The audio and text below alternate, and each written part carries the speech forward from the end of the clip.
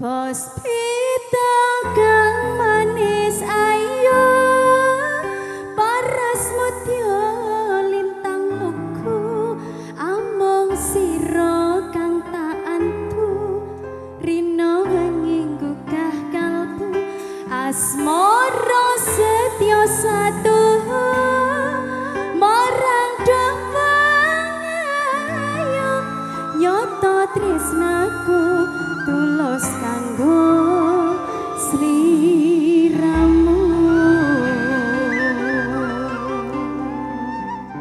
Sekar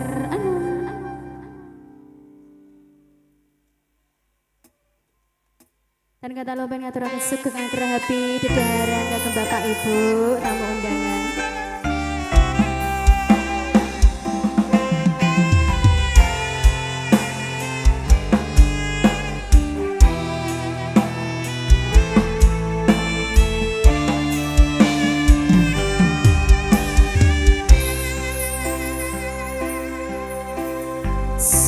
Sonar bulan wayang dalu kalah indah yen kalawan esemu sonar selakanmu tan luku amimbu kapan jroning kalbuku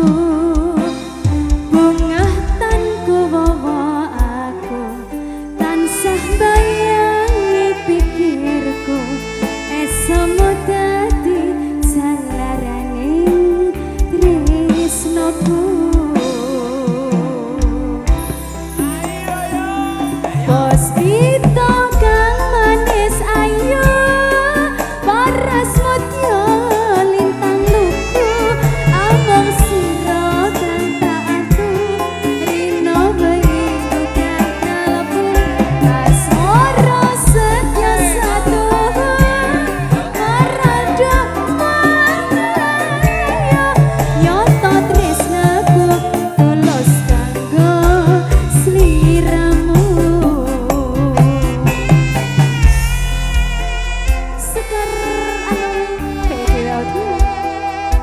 Ada Dinasti Multimedia dan juga ada WIDW Audio. Sak Josebo.